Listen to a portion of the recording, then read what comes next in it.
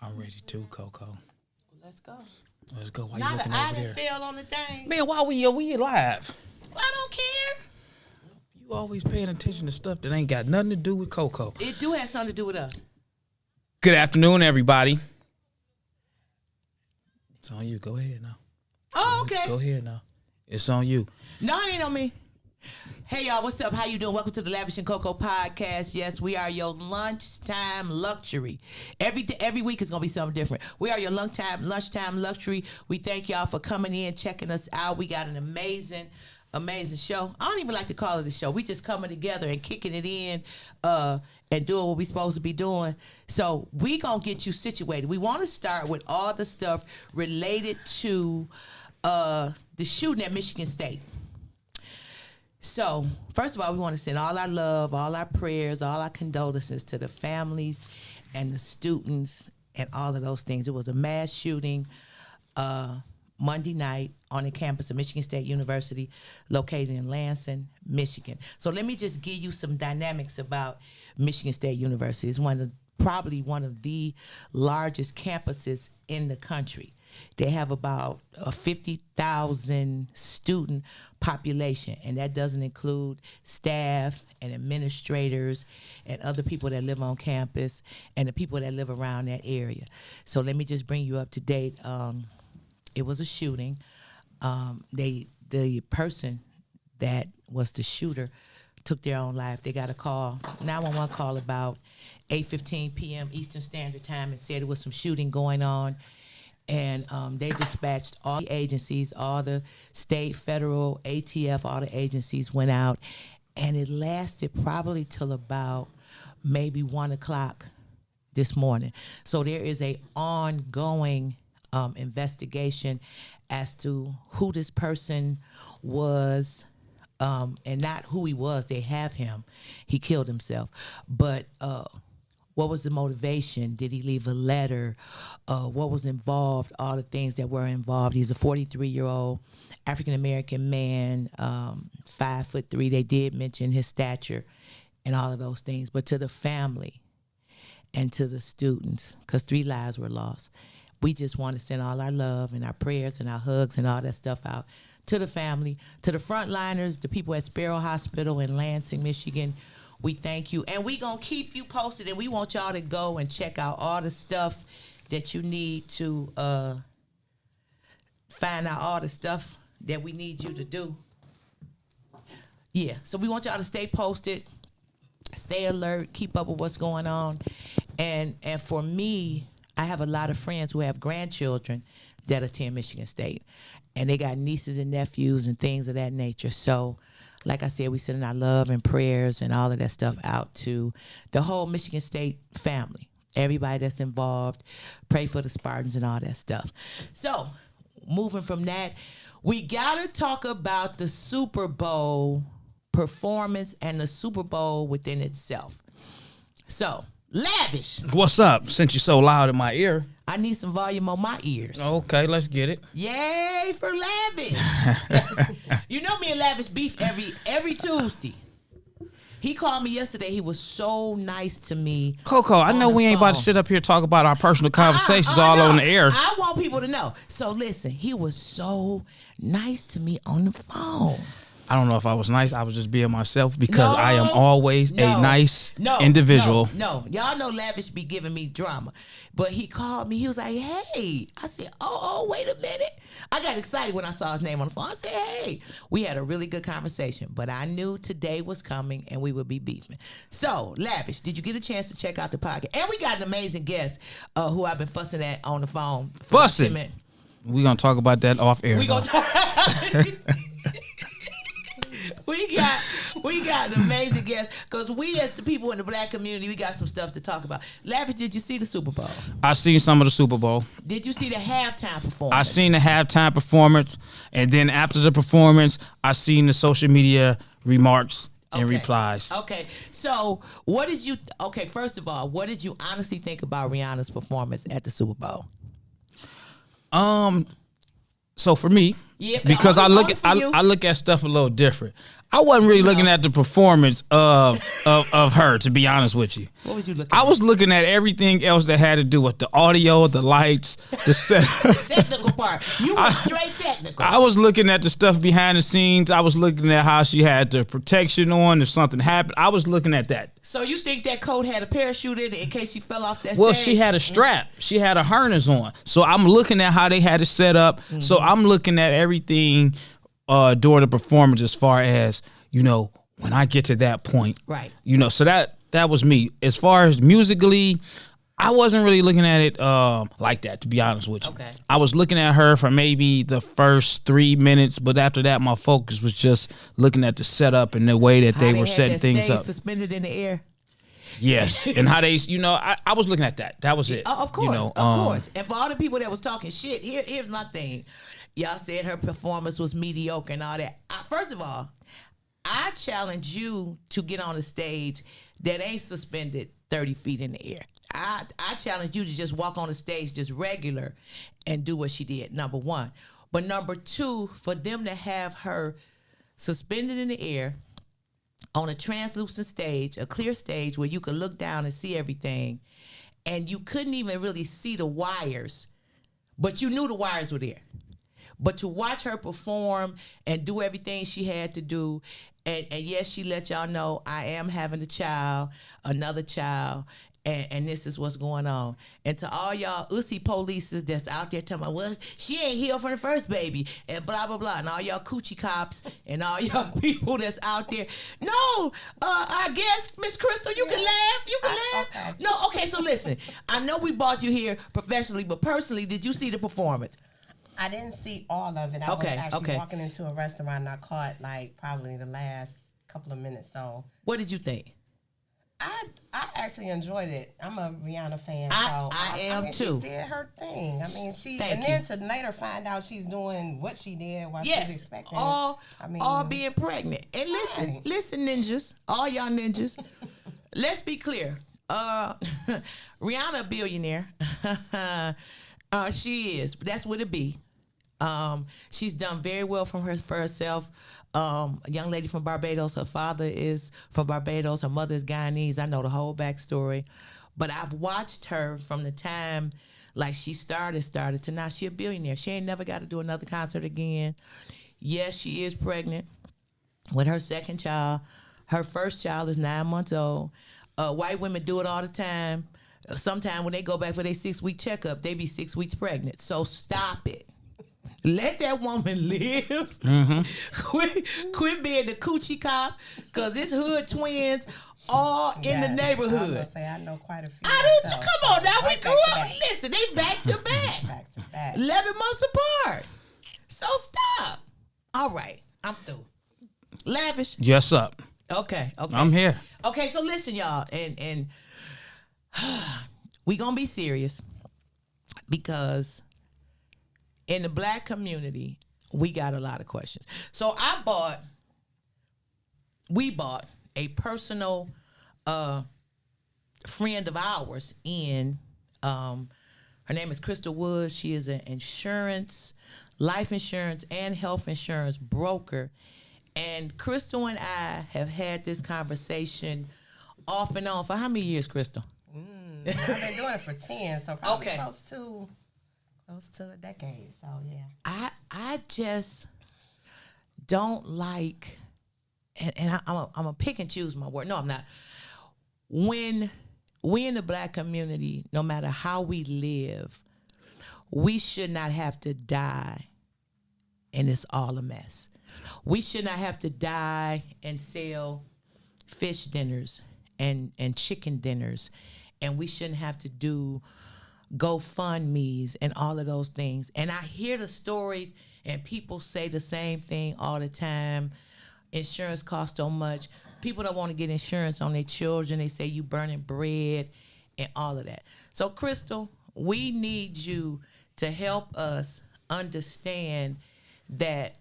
Okay, so for the least amount of money, let me say this. First of all, what is a life and a health insurance broker? What do you do? So I'm actually I've been licensed for almost, close to 10 years now. I provide my clients with different types of life insurance. We have, and that's the thing that I really want to speak on is that, you know, in this business, you know, that's my conversation. That's what I do for a living. I ask people a lot, you know, well, you have life insurance. Oh, I'm good. I got policies. And, you know, then I say, well, what kind do you have? Okay, so how long have you had it? Oh, I had it for a long time. Well, can you borrow from it?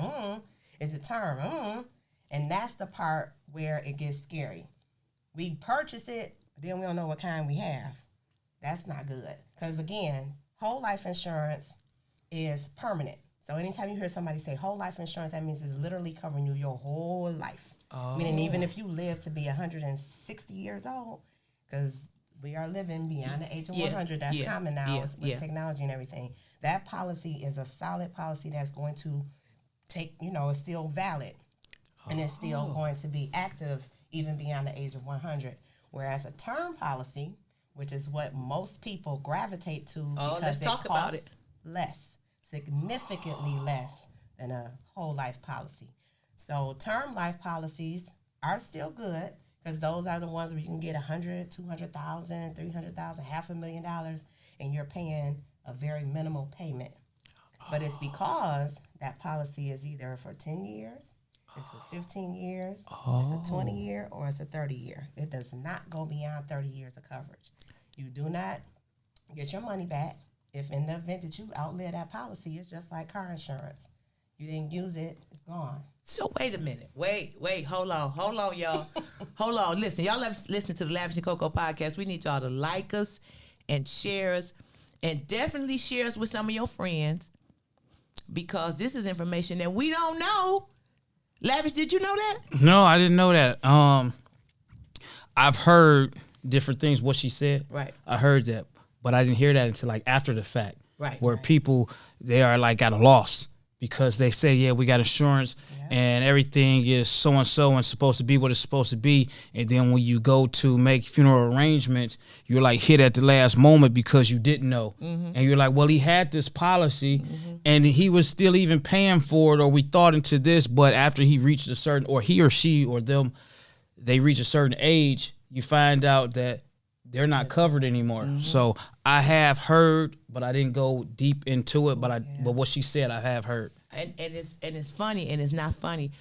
That's the policy. So when my mother passed, and as my mother's health started to decline, we started having a hard conversation, because as older Black people, sometimes they don't want to have that conversation. Right. Listen, you gonna be straight. When I die, when I leave here, when the Lord call me, y'all gonna be good. Don't be fighting over the money. Y'all gonna be straight. And we hear that, and we don't ask any more questions. So when my mother passed, and I went in this drawer with all these insurance policies, they weren't worth shit. When I tell you it was a stack of policies, and in my mind, I won't even think about the money. I'm thinking about, let me get my mother buried. Let me do all the things. Because she put me in something pink. I'm going to tell you that right now. See, Crystal laughing because she knew my mama. I wanted something pink because, you know, that's my birthstone. And I want my nails done. I don't have my lipstick. She done gave me the whole layout. Don't put me on no big hair and all of that, right? I'm being a grown-up. When my mother passed, I said, okay, she done gave me the instructions. Pink dress, this all she want. When I took them insurance policies to the funeral home and dropped them off, because I thought I was into something, never looked at the policies. When I took them to the funeral home and dropped them off, my buddy at the funeral home called me back. Coco, you need to come back up in here. I said, what? These insurance policies ain't shit. Literally. They didn't mean anything because she had had them for so long. She had got some of them policies when I was a baby. I was born in 1963. My mother passed like 2000 or something. She had had them policies that long. And when I got in there, he laid them all out. He said, sis, I love you, but these are no good. Some of them had the stipulation, Crystal, of depending on what illness you have, they don't pay out. Right. So because my mother was a diabetic with hypertension. She had lost her eyesight. She had limbs amputated and all that stuff. They weren't worth nothing. But we don't read. We don't ask the hard questions. We don't read. And we don't read. And when she said everything was in here, I said, okay, you ain't got to go in that drawer. Just know when they call you and say I'm gone. I said, Mama, you ain't got to talk to me all crazy. I'm just telling you. And make sure you split the money up among everybody. Listen. There wasn't no money to split up. Listen, I sat in my man's office. He said, sit down. I said, I'm good. I said, well, what we got to do to get this started? He said, well, this is what we came up with. This is what we going to do. I got you. I said, okay. I gave him some money then. He said, I know you going to pay on it. But you had that stack of insurance policies, and I literally could have went outside and set a fire to them because they didn't mean nothing. So in our community, Crystal, we don't ask the questions. What are some of the questions that you hear most often from folks? I know one of them. Go ahead. Go ahead. What we gonna say? I know one of them is, I don't want to get insurance on my children because you burning bread. Yeah. I hear it's janky. No, I ain't never heard that one. Oh, that's I old have, school. yeah. They don't get. Yeah, A lot of people don't have any policies on their kids. And I say, well, you have some on your children. Oh, no, I don't want to talk about that. I don't want to.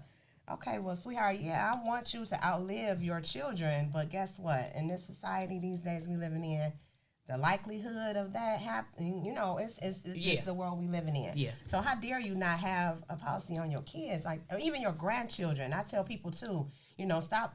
Your child now has had, you brought you some grandchildren into the world. That's a beautiful thing. Mm-hmm. But as a grandparent, get policies on your grandchildren. I don't care how old they are, get some, because that daughter or son may be in their 20s or 30s. They don't have that knowledge of the importance of having life insurance. Right. But then, too, this is another thing, and this is with people of all age. A lot of times when I ask about them having life insurance, they'll say, well, I have some through my job. That's great, because most employers are going to offer you some life insurance, but guess what that is? What? A term policy as well. That policy only covering you while you're employed by that company. They own that policy. They're giving you, most companies will say, well, now that you're employed by us, we'll give you $10,000, meaning that's on them. Some companies do that. Okay. $10,000 on us. If something happened to you, you got $10,000. But if you want more than that, it'll cost this. So most people get so much times their income. So you are under the assumption, well, I got, 5 times my income. Something happened to me, my kids are good. Well, if that company comes and give you a pink slip tomorrow, you can't take or it if with you you. Leave, or when you retire, I can't take you with me. No, ma'am. Wait a minute, Crystal, hold on. No, ma'am. So if I work for such and such and such and such, and they got a $50,000 policy on me, and I quit or they terminate me, I can't take that policy with me and pay on it myself? No, ma'am. Crystal, it that's may scary. allow you to pay for it. So some companies have policies where they say, you're covered to the age of 65. Because they assume that at 65 you're going to retire. So now say you retire at the age of 60, you may have a good 5 years left on that policy. You may, and it depends. All companies are different, and that's why it's imperative that people check with their HR. Because they, you got this policy, but you don't know the stipulations of it. My mother, for example, she retired from one of our schools. Right. Just happened to check her policy when she was in her late 70s. She retired in 92. Okay. When I graduated from high school. Just happened to check her life insurance policy that she had through the city, and it was worth $1,000. When she left Highland Park, it was not. So all of them have different stipulations. I know there $1,000. $1,000. What you gonna do with that? That's and she had been there forever. She had been there for 30-something years, retired in 92. So with this, again, depending on the companies and the time, some let you keep it. But the thing is, I've heard this also from a friend of mine whose dad, retired from Ford or one of the big three, years ago. And they had a policy where you could keep it, but as you aged, it depreciated. Yeah, that's what I was gonna mention that when my grandfather died. He retired in 99, 2000. And when he died, he still had some type of, whatever it was, he had something still at his job. Right. And they covered, I don't know the dollar amount, I don't know. But he was still insured. Or he had some type of insurance thing that they covered, whatever it was. I don't know the dollar amount. I don't know if it was big. I don't know if it was little, but Right. it was something that we had to contact his former employer where he retired, and they had some type of funeral expense thing going on.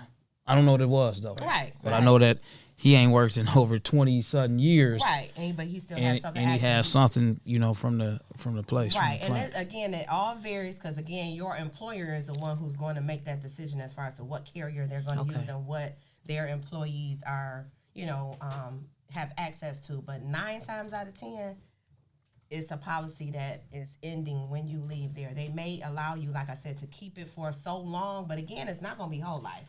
Your job don't care about you long enough to have. And so Chris, I was gonna say that I don't know why we're surprised, because companies are in business to make money for the company. Right. They're in business for you just to sustain you and keep you coming to work every day. Yeah. So you are not, in a lot of instances, you're not a priority. Now that things are changing, and some businesses are realizing that, okay, maybe we should pay them a little more. Maybe Right. we should offer them more incentive. Maybe we should offer more to the package than we're offering. Some companies are realizing that, but a lot of companies, they don't care what you do. They really don't, and we need to understand that. We need to have that hard conversation, because even me, I had a conversation with my daughter the other day, and it was related to life insurance and all of those things, and we got to revamp some of our stuff so her, myself, and my grandson will be okay in the event that either one of us pass. Right. No, we don't. And I ain't burning bread and all of that stuff like that. But the reality is, if you here, you ain't gonna be here forever. Right. Right. And it's a lot to put on friends and family members to cover the expenses. One of my family members passed previously, pre-pandemic. And we thought everything was in place until we talked to their spouse. And nothing was in order. So it sort of left everybody in the family scrambling, because when I say nothing was in order, and I was so angry with their spouse, because their spouse didn't know nothing.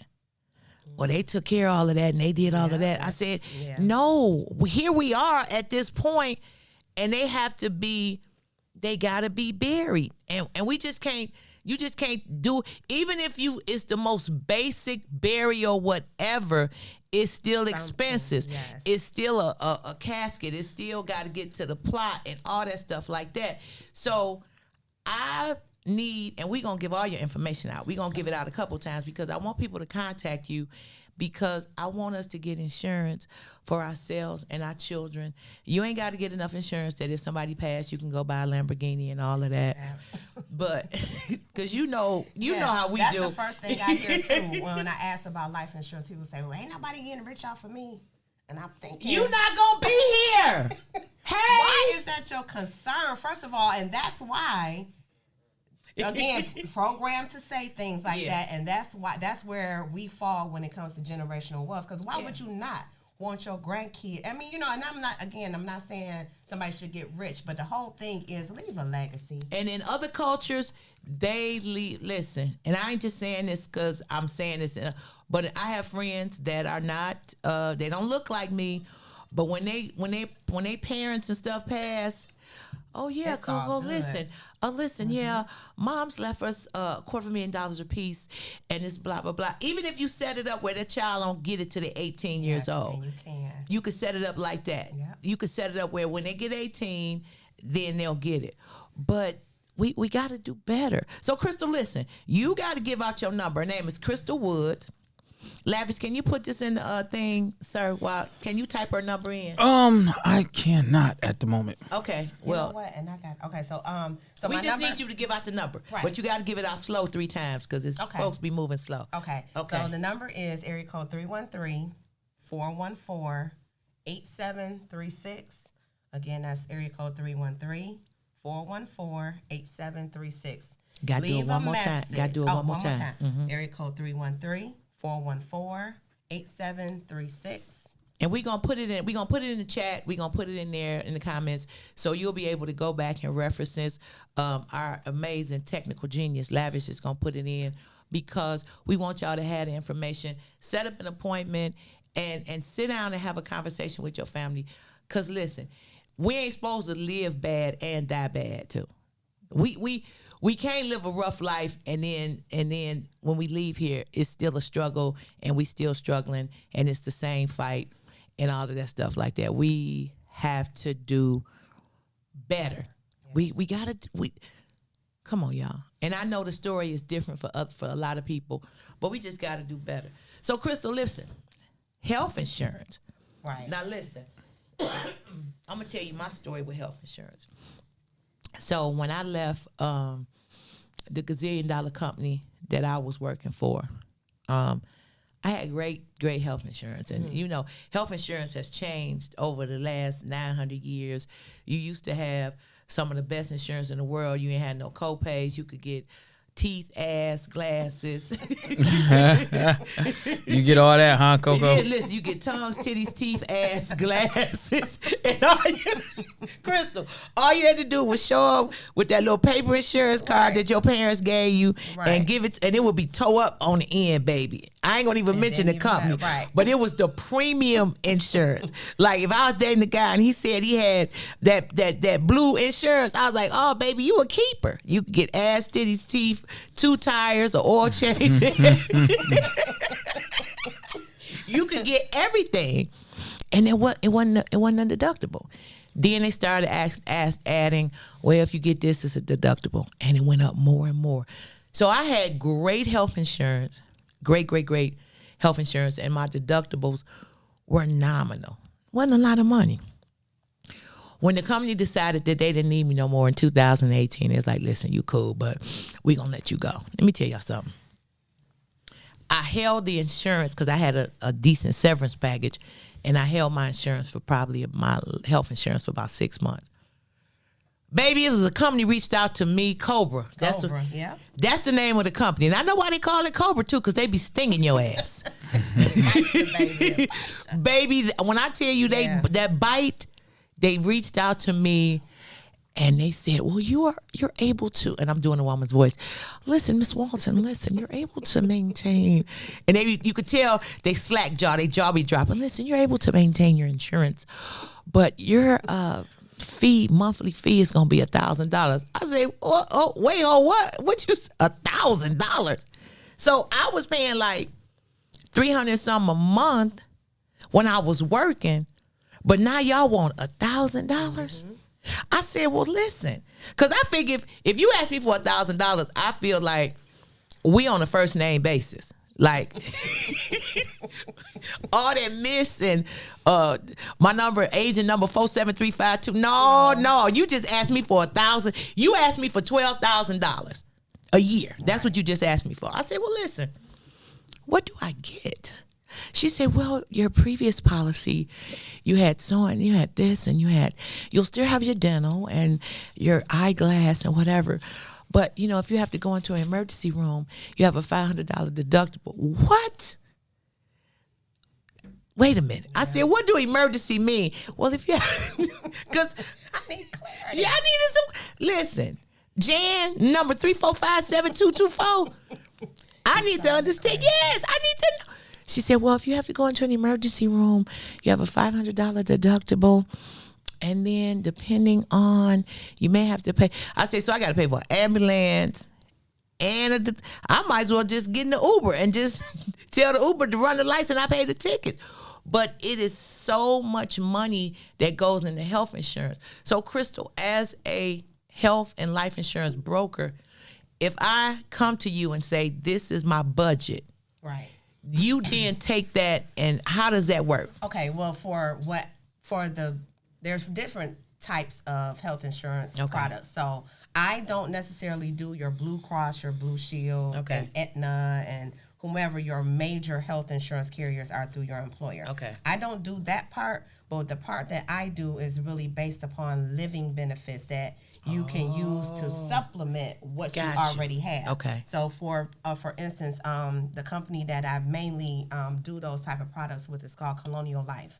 Okay. Colonial Life is in competition with Aflac. So that's our competitor. Okay. But, you know, And I used to work for the Duck. That when I first got into insurance, You said the Duck. Yeah, I was going to say that, the Duck. The Duck is everybody know about the Duck. You used to work for the Duck. How was it working with the Duck? The Duck was okay. Okay, that's cool. It didn't really last too long for me because, it was hard communicating with the Duck, huh?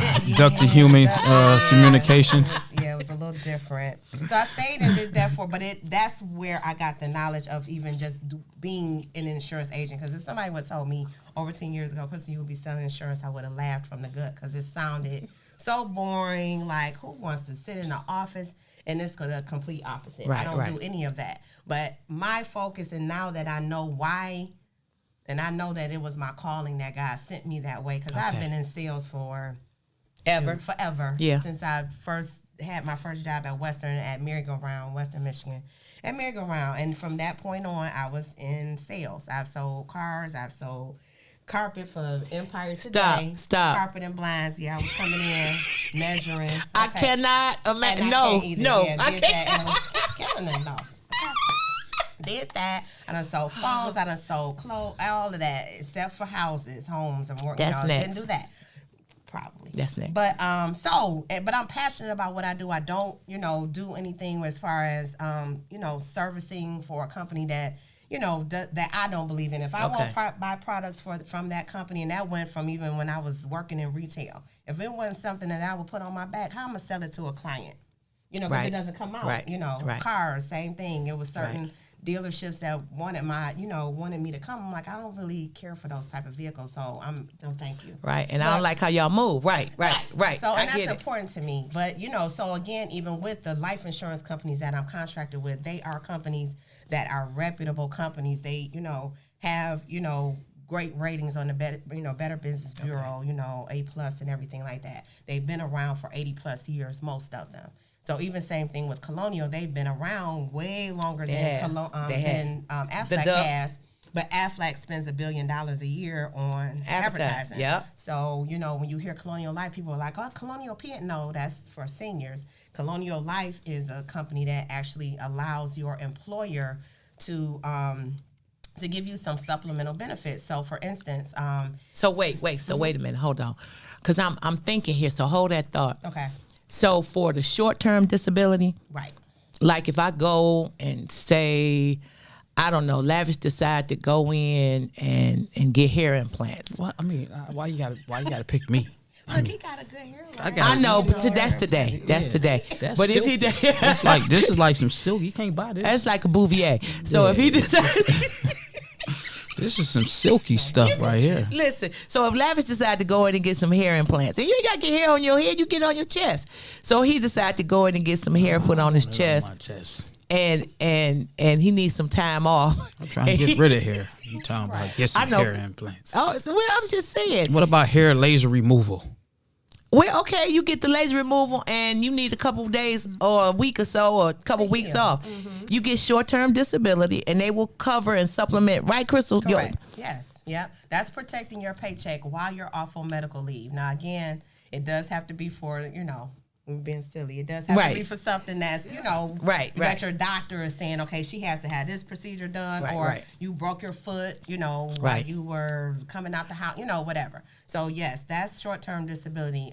We do offer those type of products. So what it is saying supplemental insurance, such as Aflac, Colonial, things like that, they're paying you the money. So whereas the health insurance that you have through your job, when you have to go to the doctor, you have procedures, they're paying the majority of your doctor bill. So those funds are going directly to, whoever the hospital or whoever the service providing the service. Correct. Okay. Whereas supplemental insurance, when you file a claim with us, the funds come directly to you. And those are funds that, again, just like short-term disability, that's money that's protecting your paycheck while you're off of work because your bills don't go away. Yes. And that's the thing about short-term disability. Okay. Stop thinking that, I'll be able to make it for 2 or 3 months. You don't know how long. You could be in a bad car accident where you got to be off for 6 months. Yeah. You may not have enough saved up, in your savings. And who wants to exhaust their savings? And that's what happens most often. And even it could be a diagnosis of cancer or something very serious where you got to be off of work, to heal or to have procedures done for a significant amount of time. Get some short-term disability so that you have some form of income coming in, because you could be in a full body cast. Yeah. They're going to call and be like, I'm so sorry to hear that, Miss Coco, but guess what? Your car note, to come get that vehicle and that roof over your head. And that's what I tell people at the end of the day, make sure those two things are covered. Your car, if you have a car note and your insurance, which 9 times you're going to at least have insurance. Right. Even, or your mortgage or in your rent. Make sure those two things are paid so you got peace of mind while you're healing. And see, that's the thing is a lot of people have to come back to work.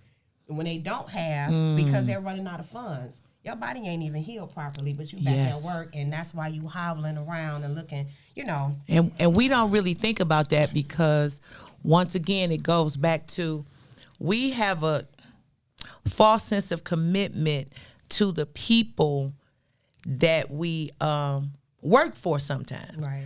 We feel like, I can go back to work or... excuse me, they'll put me on light duty or whatever. No, they won't. If you come in and you are not productive and you cannot service the company as you did before, whatever may be going on, then they're going to have a conversation with you. And then you're going to see them call 2 or 3 people in their office. And then the conversation is going to be about you, and they're going to be handing you that gold envelope with include your severance information. So we have to take care of ourselves. Mm-hmm. Yeah. We have to self-serve ourselves. We need to get some life insurance, term life, and full life. Right? Is that it? Whole life and term. Life. I'm going to tell you another thing, another policy that's really, really a lot of people don't talk about, but it's one of the best policies to have, especially on your children and yourself, to make sure that you prepare for retirement, because that's one of the things we don't think about. I'm almost 50. Okay. Yeah. Why did that hurt? You act like that hurt to say. Yeah, she said, almost 50. Yes, it's going to happen. I'll be 49 in a few months. It just is what it is. And so, saying that to say, we don't know whether Social Security is still going to be even in effect by the time that I, really get to retirement age. So those are the things that we have to start thinking about, because even when you do retire, your pension is not equal to what you were earning per month or with your job. Right. So you have to start looking at things. So there is these policies called Universal Life or IUL. Sorry. Policies. Those are policies that as you pay into them, they accrue some cash value. Now, whole life insurance policies do give you some cash value. Okay. But of course, they go according to, you can call your company and you can say, well, in 15 years on this $50,000 policy, in 15 years, how much will I have to borrow from it? And they can look at a chart and they'll say, okay, well, you'll have this amount. Okay. Whereas universal life is completely different, because as you are paying into that policy and you have a flexible payment. So say, for instance, your payment is $75 a month for, this particular policy. You can pay $150 a month. So say you run into some money or your income increases significantly, you can make more payments into that, which is beneficial for you, because that cash value that's building into that policy is something that you can always take, you can take it out, but it does not depreciate that face value of your policy. Oh, okay. So, and it's tax-free. So I tell people this: when you got a nice amount of money, instead of putting it in that savings account at the bank, which is going to accrue over 2% interest, this universal life policy is right now goes according to the market value. So right now, I think it's at like 9%. So that's the amount of interest that you're accruing as you pay into this policy. So say you hit the lottery or you hit you could throw a couple thousand instead of that $75 per month. Throw a couple thousand into that policy, and you'll see how it grows, because you get a yearly statement. Whereas whole life insurance, again, is great. It covers you for forever. It's a locked-in rate. You can borrow from those policies. Universal life gives you a statement every year. So it'll say, Coco, well, this is the face amount of your policy. 5 years later, and you've been paying this amount, this is how much you have accrued in cash value that you can pull from. And I could use that money for whatever, because it's my money. It's just like you going into your own bank account. As we talking about the money and how you can use the money against you. Can I interrupt you? Y'all listen to the Lavish and Coco podcast. Please like us and share us and all that stuff like that. We talking to she is a broker, Crystal Woods, a life insurance and health insurance broker. We gonna post the number. We gave out the number. We gonna give out the number again. Go ahead, Mr. Lavish. I'm sorry I interrupted you. Please don't be mad with me. Yeah, you know, wait on your turn and say all that. That's that inner pimp. Huh? Yeah, you know it. So when you want to take some money out, do they give you a problem? No. Is it problem free? No. Because in That's the beginning, what the policy is actually based upon, is that knowing that, now again, that's what this particular policy, and when it comes to the whole life, there is a fee, you know, for going into the, you know, but again, with the whole life policies, you have two ways that you can do it. You can either borrow that money, and I've had to do it myself. Everybody says, oh, I ain't touching the money. You don't know what can happen. You run into a financial bind, your car clunks out, and you go, and it's way more than what you expect, and you know, don't have the funds. You can utilize those policies to do so. But with whole life insurance, like I said, you can pull that money. There is a, you know, like a fee or whatever for going into the policy, but you have two choices. You can either take that money and then, so say for instance, you have a $40,000 policy. You need $2,000 of that, you know, to get your roof fixed. Okay. So you take the $2,000 out. Now, God forbid you pass away before you pay it back. You know that policy face value is $38,000. So, So then if you pay, but you have that choice of paying it back up to its original state of $40,000, or you can say, you know what, my family or my burial expenses will be okay with $38,000. I don't want to pay it back. And they'll take it out of the remaining balance. They just take it because you've already purchased. I mean, you've already been sent that $2,000. So now that policy is less that amount. You can keep it that way and decide not to pay them back, or you can pay it back and take it back up to the $40,000. IUL completely different because your bank, as far as your cash value, has nothing to do with the face value of your policy. So you're pretty much just putting money into a bank tax free.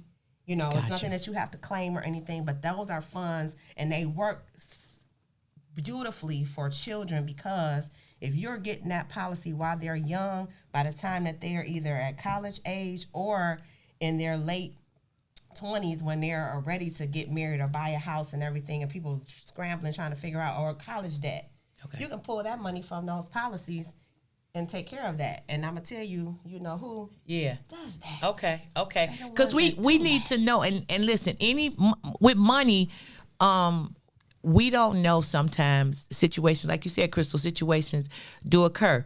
You listen to the Lavish and Coco podcast, and I want to interject at this point. So to all you church organizations and sororities and fraternities and different organizations, and you really, really want to help service the people that are part of your organization or in your church or whatever, if you reach out to Crystal Wood, she will come out and explain all of this stuff to you. She will help you get signed up and set up and all of those things, because when you know better, it's not just you know better, you do better. You also help other people live better and do better. All that. Now, don't listen. Let me just say this right now. I'm saying this as her her interim manager. Don't call her with, hey, we doing an event and all that. Listen, she has to be compensated to come out. Chicken wings is not a compensation. It is not. It'll get me in the door. I know it ain't. I was saying it'll get me in the door. No, I'm also Lavish's interim manager as well. Sometimes I had to catch him and he be in too deep, and I'd be like, backpedal, abort mission. But no, really, honestly, she will come out and explain all this information to you. And I think churches and anything that deal with people, that deal with people, sororities, fraternities, any of those things, the conversation needs to be had. Like us and share us. If you got a question, shoot us a question. And I got to ask this, Crystal, and this when it get thick. Okay. I appreciate you for coming out and earlier on the phone. I remember that you are grown now and all that stuff like that. I know you grown. So listen. If I'm in a long-term relationship with a guy, and we've been dating for a couple years, can I get an insurance policy on him? You can, long as he consents. Oh, I gotta have his permission. Doggone it! What you gonna try to do it and sneak it? And I'm not asking for myself. What did she just say? What did she just say? No, I'm saying, but you said Oh, he got to sign it as if you were going to try to sneak a policy on him. But you just said, what did Crystal just say? You said, with his consent. Hold on. She said, I get those questions all the time. And I was asking for the person that feels that they could get the policy without the consent. Lavish, you got to play with me sometime and not against me. Okay. All right. So, yeah, those calls come and it's like baby daddy, you know. And here you got 3 kids with baby daddy. Y'all no longer again, and he's living that life. Well, guess what? What's that life, Chris? You know the life. That life. He moving fast. He moving. What are you, a tow truck driver? No, he's slamming a lot of doors. He's slamming a lot of doors. But yeah, I mean, long as baby daddy is okay, let's have you both come sit down, and you know, let me talk. You be quiet, my baby mama. Let me talk and make him understand how important, because y'all don't like each other. But I need to make sure he knows how important these little 3 cute little baby faces are. Okay. That when him living his life, and again, he could have a job, he could be working and be a supervisor. I'm just painting a picture. Right. But yeah, as long as he understands that your baby mama name ain't got to be nowhere on there, because that's what the baby daddy or father, whoever he's thinking. You just trying to know this for these babies.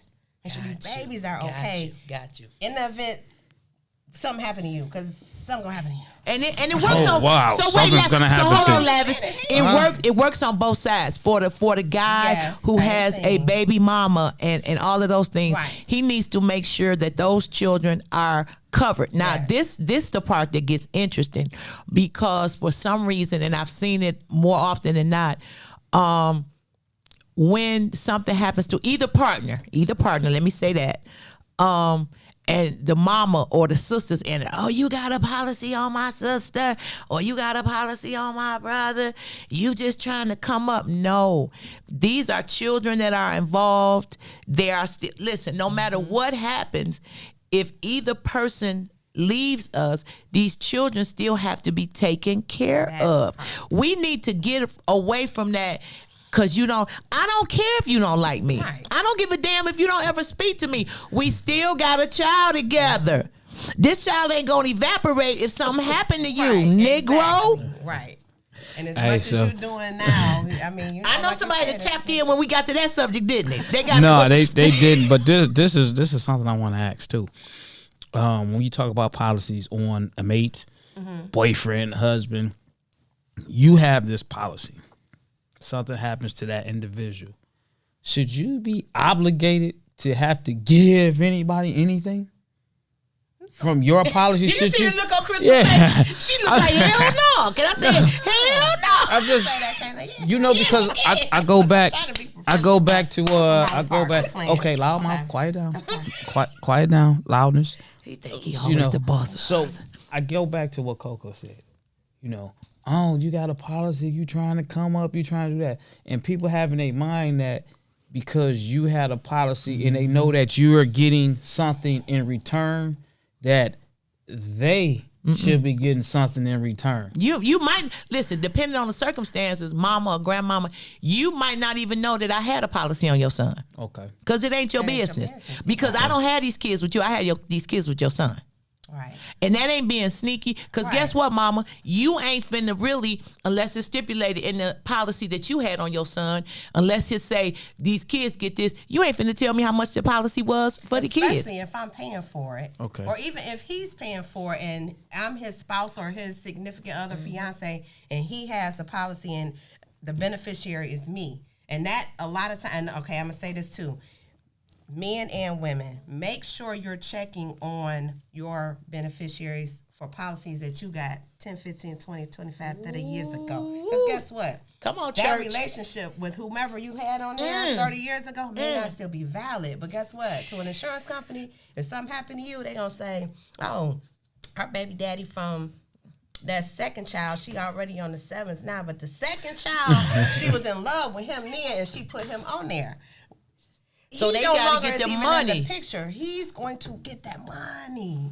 So if that's me, I want to get it too. I want to be looking at the husband right.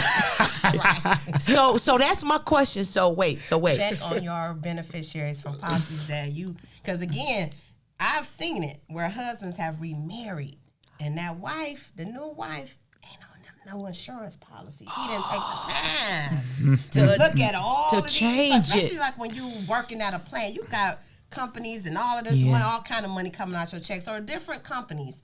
You know, you've gotten even with the city of Detroit. I service them with Colonial. They have access to Colonial benefits, so I service all of these.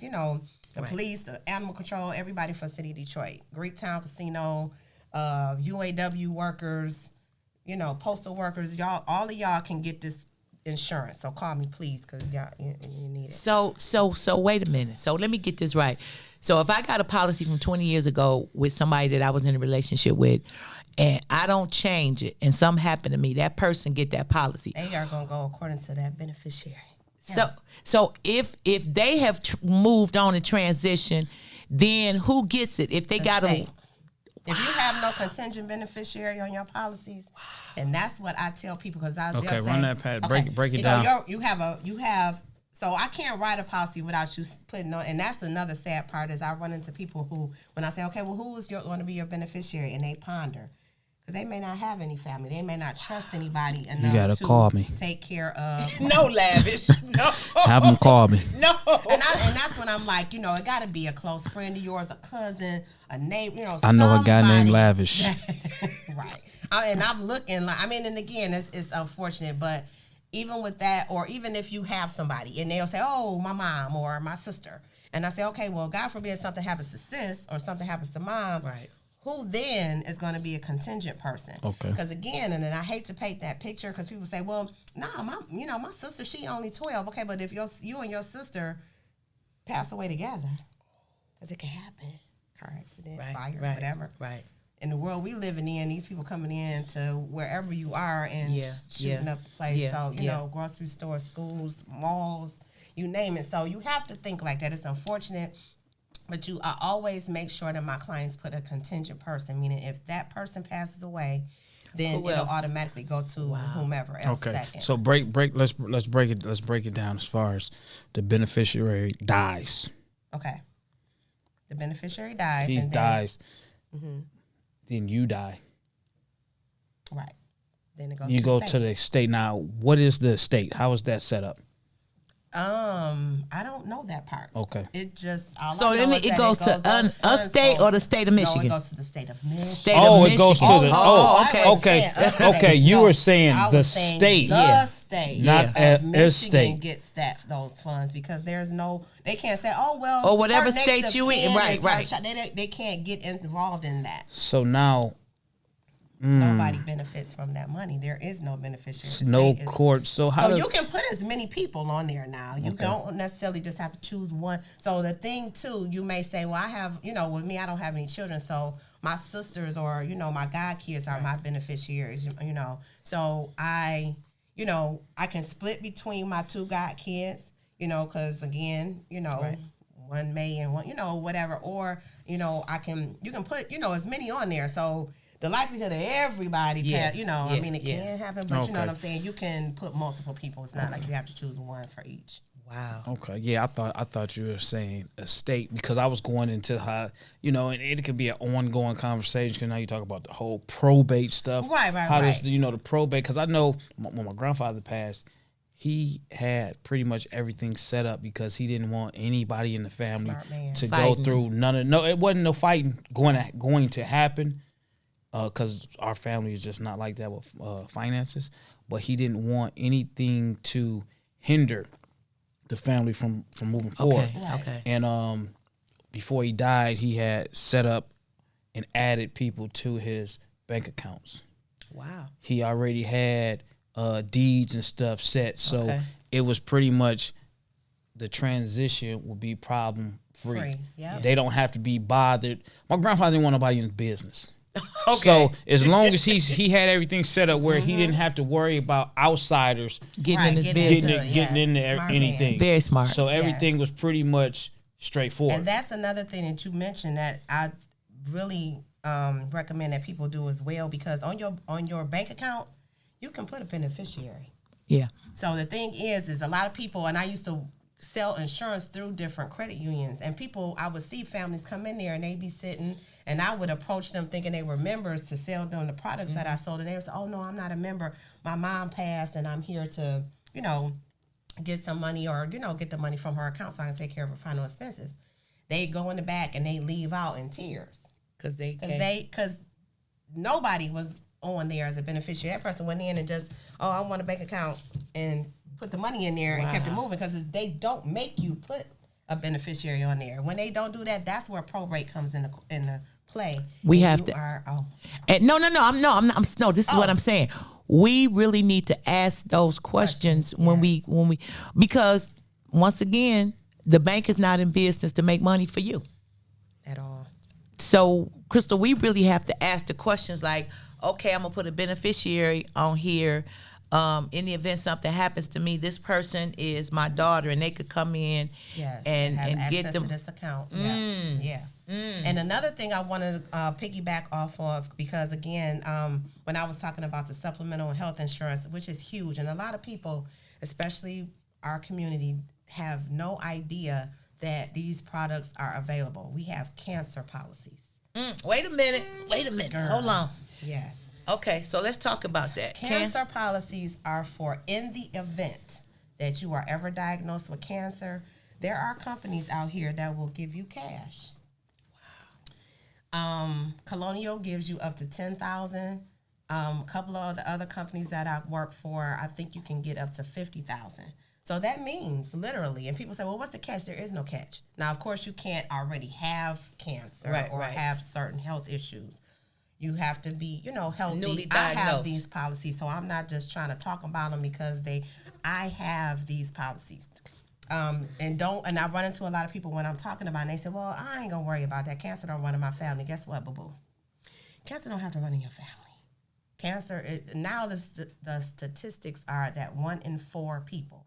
So it was just 4 of us in here. Yeah. Just to kind of, and that's how you have to think about it. And we either know or will be diagnosed in their lifetime, So is that also for diabetes or hypertension? It's not. Okay. So these particular policies are for what they consider critical illness. Include cancer. Critical illness would include heart attack, stroke, kidney failure. Okay. So those 4 things, and again, especially if you know that it does run in your family with cancer and these other we all know people who were healthy and all of a sudden like the young man that was playing football. Thank you. Yes. And yeah. And people just don't think of the possible, especially when it comes to their kids. They don't want to put those, even if they get it on themselves, they won't get it on their kids. You have to, cancer policies, all this stuff, because you don't know. With Colonial, we do pay the cash benefit, and then we pay for your care.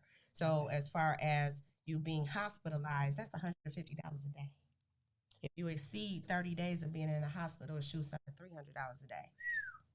Chemo, radiation, $500 a week. Do the math. Yeah. And again, for City of Detroit, and so the people that we cover through Colonial Life, again, like I said, the big 3 postal workers, all of you guys can get these products. It comes directly out of how you get paid. So with City of Detroit, these premiums come out every 2 weeks. Okay. You ain't gonna miss a couple of hundred. Not a couple of hundred, $50, $60, $70. You spend that in a day when you go out to eat. Yeah. And that's another thing that we have to think about, because I get that all the time. Oh, these prices are, but you sit here, nails done, lashes touching me, bundles, the fabulous, driving the best. I'm looking at key fobs. You driving the best, but you won't spend what you will go spend at the hairdresser or on your monthly cable bill. Yeah. Or got the best, the latest phones. We got to get out of this trying to, look the best and have the best, and, you stunting out here, but then when you pass away, you don't have no insurance. It's a whole situation. And we live very extravagant lives. And for me, because I'm learning so much as I go through the whole restructuring process for a lot of stuff. And I think, Crystal, coming out of the pandemic, there are so many things that we have to relearn. Yes. Because the world never thought that we would get to a place where there would be a illness right. that take took us over out. like that, like a pandemic. So I know that they have policies for people that have died from COVID, that if you pay for the funeral or whatever, certain funeral services will get reimbursed, so they'll get the money back to you. But I really think coming out of the pandemic, we need to look at how we live, and we need to look at certain things. And like you said, if you sit down with your family overall, if everybody sit at the table and you say, okay, together collectively, we spend $200 a week on weed. We smoke marijuana. I mean, let's have a conversation. Right. We smoke it. We doing edibles, so that's $200. Then on haircuts, hairstyles, or whatever, that's another $200. So getting our nails done, that's another $100. So, and we ain't added groceries. So we looking at just between food and how we look, that's $1,000. Some of that stuff we could kind of shave back and think about, okay, maybe I don't need to get that much weed. I don't need an eighth. I could get some less than that. And okay, I'm speaking to my people. I'm talking to my people. Hello, my people. And you could scale it back or whatever. And I know y'all said calm y'all down with your appetite, whatever. And I ain't judging nobody, because if anybody know me, y'all know I was the reefer queen, baby. Listen, huh? So anyway, we need to look at some of our expenses, our disposable income. I think about how much money I've spent sitting at the bar just ordering drinks and getting wing dings. Yep. I be like, damn, the waitress had your tab. I'm like, $100? I used to sit in Teresa's. That was my spot pre-COVID, right? My cheers. And I would talk about insurance. You know, guys, hey, yep, what's going on with your insurance? Oh, you don't have, hold that thought. Go get my computer. We in Teresa's. Quit playing. Get your life on over drinks. Yep. Let me ask you this question about this insurance stuff. So it's a monthly expense. It's a monthly bill. Everybody got real life expenses and bills and everything like that. However, what if in the event someone starts a policy and life presents an issue where they can't continue to pay for this policy? Do they pause it or do they lose it? How does that work? Most companies will allow you to set up some arrangements, but this is what I tell people. Life does happen. And that's another thing that occurs, because it can't happen. You know, finances you may have a policy that you could afford $150 a month on. Right. All day, or $200, and then life happens. You know, I have more people that'll just say, "Oh no, I can't afford that," and just cancel the policy. Don't do that. It's ways where we can lower that, because your premium is always based upon your age at the time of application and the amount of the face value of your policy. Of course, a $25,000 policy is going to be significantly less than $150,000. Right. Well, can I get $1 million policy? You can. All right. But that goes according. So the life insurance companies ain't crazy. So I'm $1 million type of guy. We not with Lavish. We not talking. We all are worth. It's my policy. I want $1 million. Yeah, but it's a process. Okay, well, help him, Crystal. Hold on. Let me talk to Crystal. I turn my head, Lavish. Crystal. Don't be hollering at me. I need. No, you can't do that. You can't do that, Coco. I'm from Puritan. Highland Park ain't got nothing on the PA. You don't even understand. I said it. Yeah, all that. Okay. Yeah, all that. Yeah, Crystal, get him his $1 million policy. Yeah. So, Crystal, I want $1 million policy. I got to take care of my loved ones. Right, absolutely. So what's the problem? The company is going to ask, what is your annual income? Because it gotta make sense to them.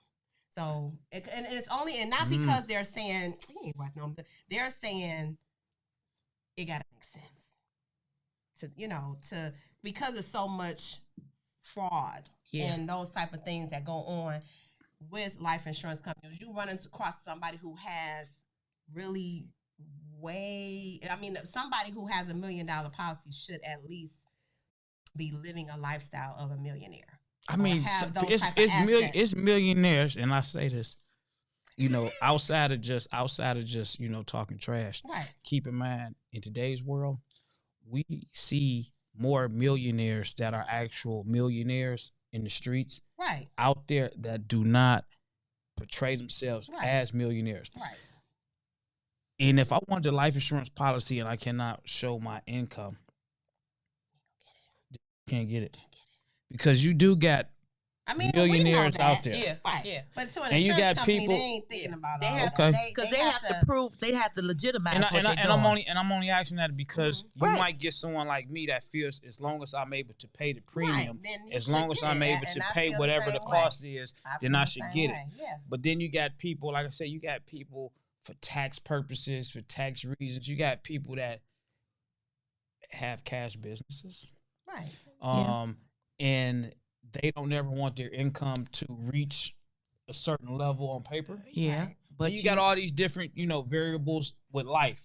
So when you say, hey, I want a policy for this, but listen, I got this in real estate. Can I show that I got real estate and, I can afford this and I make this kind of money based off of this, but I don't want it on paper? Because I know when you get sometimes when you get commercial loans, sometimes they don't want to see your tax papers. Right. They'll rather see your bank Business statements. papers, yeah. They'll rather see that you do have this type of revenue coming in and coming out, because they do know that some business owners they do their books different types of ways. Right. I might do my book a little different than he might do his book, but we know the bank account shows dollars coming in and out. Right. So can you do that with tax? I mean, with life insurance. I would have to look into that. I'm not really sure if bank statements would count as, proven income. But I know that they do their due diligence as far as to see. Because they're going to, before they issue that kind of policy. And then too, you are going, you're going to have to take, health exams and stuff like that. Multiple. Anything over 250,000 in most instances, and depending on the company. You are going to have to, do blood tests and urine tests and stuff Stress like that to find tests, about your and that's the other thing is you have a lot of people who just like, oh yeah, let me get, and then when I ask about the health issues, because they're going to ask. Okay. So even smoking, people will say, well, I'm not a smoker and I smell the cigarette. Sweetie pie. They're going to check. They pull your medical records when you file, apply for life insurance policy. So that's the thing is like, it's no need in pretending. If you got diabetes, tell me you got diabetes. Yeah. If you have high blood pressure and you take 4 pills, I need to know that. Because it's not that, and that's why I became a broker. I used to work for, a standalone company where I was held captive, what they call it, be captive, meaning that I couldn't sell insurance for any other companies, just solely them.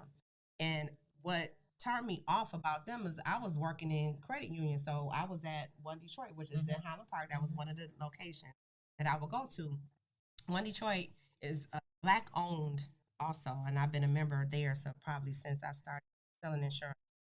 Black owned, the only Black owned credit union in the city of Detroit. And it's called One Detroit, not Detroit One. One Detroit is one located in Highland Park on Woodward. Their main office is down on Howard and 3rd, right behind Channel 4 Studios. It used to be the credit union for everybody that did TV and radio. Yes. It was the TV and radio credit union. Yep. And they, man, when I tell you they cater all of their products for the Black community. There also is a third location on Mack and Alter. And I used to, go to different credit unions, but that was my baby because everybody who came in there and everybody who worked in there was like me.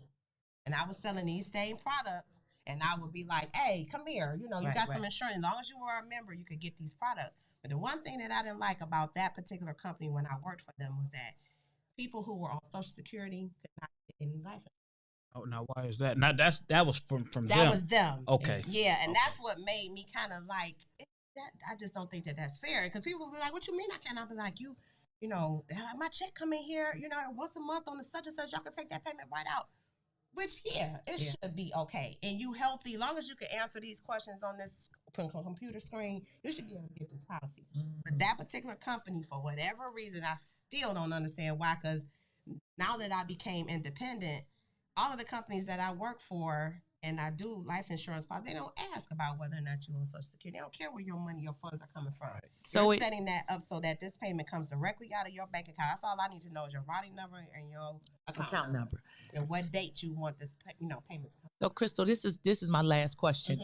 Before you give out your information, and you talk about let you know if you had diabetes, smoke cigarettes, and all of those things like that. And I think, and I want to say this because I want everybody to understand. We look at something sometimes as a marginalized community.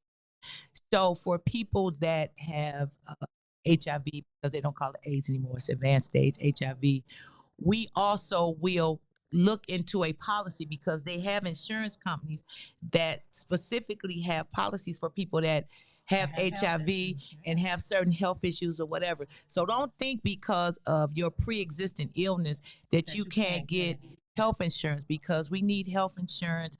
Have the conversation. Sit down and it's not a comfortable conversation. Sometimes as families, we can't even sit down and talk about who the real baby daddy or the baby mama is. But we need to honestly have the conversation. Crystal, I appreciate you coming and empowering our community, hanging out with Lavish and Coco. I know Lavish got another question. He got that look in his eye. What's your question, Lavish? No, I mean I don't have too many questions. We got a question. Misha, we got Misha King. Yeah, can she cover all ages and conditions? So all Misha, ages. hi Misha. And conditions. Misha, she's the one who poured into me about this life. I met her actually at the credit union and signed her up some policies, and she told me, well, yeah, and I was like, how you talking, blah, blah, I already got all of this stuff, but who can't, you can't get enough. And that's the thing, another thing that we are programmed to think that we can only get so much insurance. I had a client where his wife, was diagnosed with cancer. He had 4 cancer policies. Okay. They again can go up to $50,000. What's the age that you can be covered at?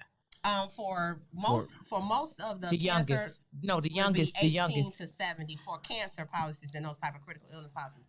As far as life insurance, 2 weeks old, up to, I'm trying to think because I'm contracted with different Can I put a policy? 80, 90. Okay, you could you can start a policy on a 70 because I was told to be wrong information after a certain age that they don't even want to insure. No, you can't. Senior citizens. My mom once we found out her policy was only $1,000. She was so adamant. I'm like, Ma, Daddy left. She was like, no, I don't want you guys to have to touch that. I want my own policy. And I'm like, but tell your mama how you imitate. Oh my God, girl, Cheddar, she's something else. So I'm like, you 7. So it was so crazy because the company that I worked for at the time, it had just their cutoff, and the ones that wouldn't service people for security. I think their cutoff was 7, and then they extended it to 75. My mother had just done. Okay. So again, health is a horse, but she didn't have a policy. So she's, of course, and that's another thing. We get literature in the mail from all of these random places. Your credit unions will oftentimes send you stuff. Read, guys. Please read the fine print. Because I have argued back and forth with clients that swore they had $500,000 policies. And my thing is this. I always say, well, what are you paying a month? Because I can kind of figure. According to your age. Oh, my God. And I said, baby. I know. I'm going to tell you this. So it's $25 a month. That's nothing. No. It's not realistic. Okay, it's not real. Okay. Anytime that you have a policy that's in figure, if you aren't paying the bare minimum, and even if it's $70, but it's covering the whole family, you really think $70 a month is going to cover everybody for $500? Like, you got to kind of think about it. Okay. Now, you may have a policy that says that, but guess what kind it is? What kind? Accidental death. Okay. That's what accidental death means. Plane that crash. Policy only gonna pay out if you pass away. Yeah, plane crash. It could be car. Anything. It could even be, but anything that you pass away from accidentally, if you fall off the building, Wow. If some companies, and it's stipulations, but some companies will cover for if you are shot and you die away, because that's still accidental. Well, we gotta, not to cut you off because we're running short on time, but I do want to mention this because I know it's a lot of mental illness cases going on, and it's a high rate of suicide. With suicide, in insurance, will insurance insure someone who commits suicide? Most times, no. Okay. I didn't know, but I wanted to ask you, 'cause I've heard it was no. Right. But you never know. Right. And again, I'm contracted with maybe about 6, 7 companies. From my knowledge, those ones that I'm contracted with will not pay out for a suicide. Now, did the family get reimbursed No. that money? It's a loss. No refunds, no nothing. Now, the thing is that, and I did want to speak on this too, with those term policies and like how I was explaining, they only cover you for that limited amount of time.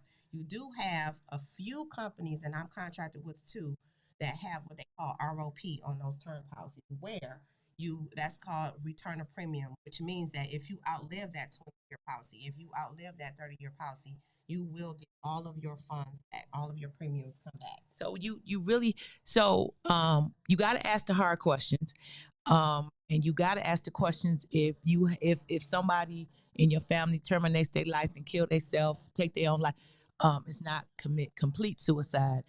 What is covered? Crystal, I appreciate you coming on the show to have this conversation with us, and I'm sure it's a lot of stuff that I know it's a lot of stuff we didn't cover. Mm-hmm. So what we're going to do is, Lavish, can you post her number in the chat now? Yeah, in the comments. Someone posted it up. Crystal Woods, 313-414-8736. Okay, so we need you to reach out to her if you serious. Don't reach out to her like, girl, you cute. You went to Cass. Don't do that. Yeah, I was gonna say that. Listen, because I was gonna say that.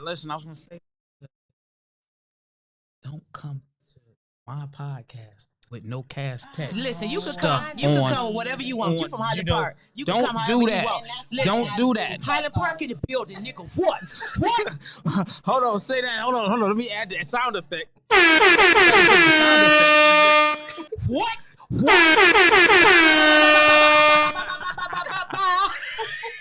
You know us Highland Parkers, we don't listen to we don't show up. Y'all don't do that. Don't do that. And she was one of the Highland Parkers that said, I know all my sisters and all my sisters' friends with Highland Park, but y'all different now. I'm gonna shoot on down the streets of Cass and go to Cass. Yeah, you gotta represent. You gotta represent the right high school. She represent Cass. No, listen. I keep my water in all day. You got your Cass Tech stuff. Why the Cass people act like they like in a freaking cult or something, man? I'm sorry, but they like a cult. You say something about a technician, it's like, oh, 5 of them pop up. You say something about somebody from Puritan, and they do the same thing. PA, yay, HP for life, 7 deuce. Yeah, PA down. Oh my God. Yeah. Listen, we thank y'all for listening to the Lavish and Coco podcast. We appreciate y'all. Like us and share us. And this Sunday, February the 19th, I'll be headlining at the Detroit House of Comedy. Go to DetroitHouseOfComedy.net to get your tickets. No, I don't have no tickets. The Detroit House of Comedy is right downtown. It's across the street from the Fox, inside of Hockeytown. February the 19th. Go to the website, DetroitHouseOfComedy.net. Get your tickets.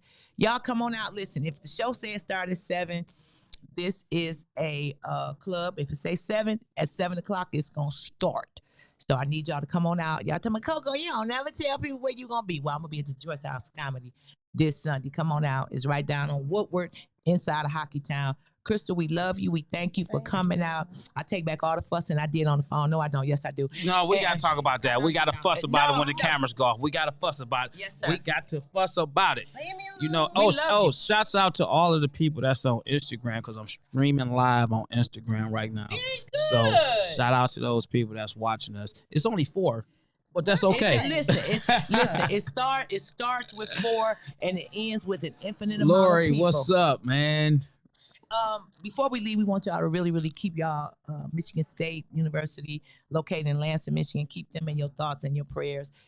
They had an incident last night and 3 people were killed, and the person that was doing the shooting eventually took his life. So we want y'all to keep Michigan State in your prayers and your thoughts and all that stuff like that. We thank you. We love you. Continue to be great. And Lavish and Coco podcast, we your lunchtime luxury. Bye. Get on the floor, bitch. We out of here, man. Follow, like, and subscribe us on all social media platforms. Lavish T. Williams. You can find Coco on Instagram at Coco the Comic. You can find her on Facebook at Ginger Hudson.